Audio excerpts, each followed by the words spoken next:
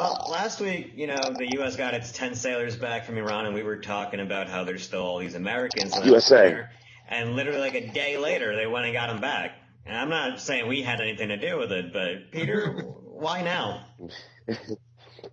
Well, that's the magic question. I mean, why did any of this happen right now? We can assume, for example, that the release of those 5 Americans who had been held in jail had been worked out along the swap, I guess.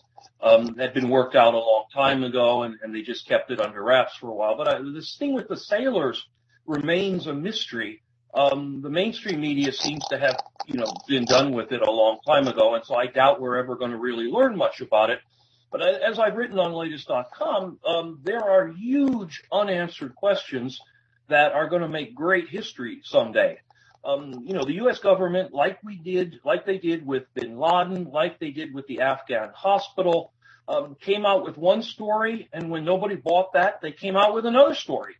And just today, the U.S. government has come up with a sort of hybrid story that combines the first one, which is mechanical failures, which made no sense. I mean, there's 2 boats. Did they both simultaneously fail? Why didn't one tow the other one out?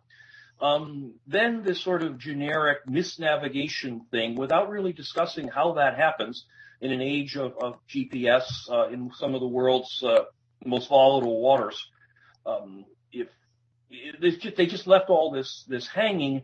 We did a few rounds of USA, and we blame the Iranians in some ways for being too aggressive, and it was just a mistake. Nobody explained why the boats didn't call for help, why the Navy wasn't watching this all on radar and sent somebody out there. There's just question after question after question that has no answer. And apparently is just going to be left to drop because the Iranians released them quick enough. It's very unfortunate because it speaks to, I think, the underlying questions. I mean, who's in charge in Iran? What is the role of the Revolutionary Guards, who tend to represent the theocracy, versus the secular government, who in fact cut the nuclear deal with the United States? I don't think that's a conspiracy theory. I don't think that's kind of way out there because there's not been put forward any good theory, anything that holds up to even casual questioning. And until someone does, I don't think we can call anything an outlier or a conspiracy. Well, Josh, Peter was skeptical last week. He said it was probably just a fuck-up. Do you think it was just bungled by the Navy? I mean, and I've been looking at it more skeptically since then because, Peter was right. Like I said, it felt right to me that, this could be a huge fuck-up. And I still haven't seen any convincing evidence to suggest that it isn't. And it's just like they are definitely being cagey, but I think it's more out of embarrassment than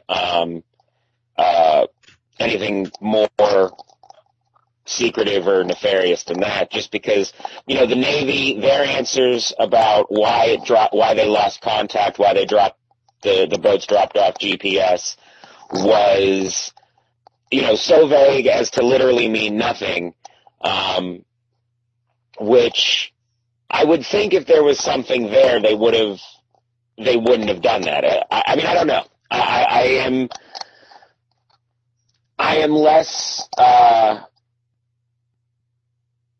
I think it's less likely that it was something like Peter is suggesting, but it's certainly possible that it is maybe they were going to sneak in and check on something. Some kind of stupid recon mission, and a fuck-up did occur, And in that case, I will say I was correct. I hope there's not a SEAL team stranded on Farsi Island right now waiting for a ride home. That would be bad. The sailors have disappeared. That would be bad. The American sailors have disappeared. We saw more of them on Iranian television than we have on any American media outlet. They've supposedly been taken to Qatar or someplace for debriefing and health checks and, PT. I mean, they were in captivity, 15 hours? I don't think this is not quite like they were brainwashed in North Korea. We haven't heard a word from them. They weren't paraded around as American heroes or anything like that. They just fell off the earth. one Republican politician was calling for the main one to be court-martialed for his the one that role in apologized in the video. Yeah. No, of Commander. course, but it's so embarrassing that people would even say something like that. Well, Josh, why do you think that is? Why has there been, and it's not just that one guy, there's been some vitriol towards the actual sailors that were taken into captivity. Well, it is the natural byproduct of the way that the Republican presidential candidates have chose to discuss this issue. It's naturally a big hit to or a loss in terms of the horse race with the Iran deal being announced, and not uncoincidentally the announcement of the prisoner swap the day that Iran enters compliance.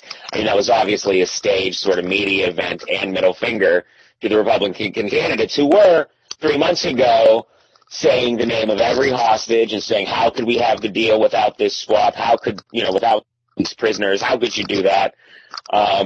This was, I think, a fun little FU to them. So what they did was they have to make this seem like these soldiers were humiliated, embarrassed, and then taken into captivity by a hostile regime, and in filming the video, violating the soldier code of conduct that talks about being in captivity.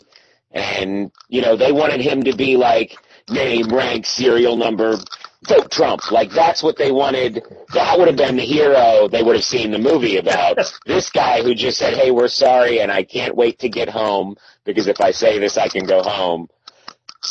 They're like, that's cowardice. And he missed the chance of being played by Bradley Cooper in the movie version of all this. It was right. Totally, but yeah, I could see him with the Trump cap there in Iran. That was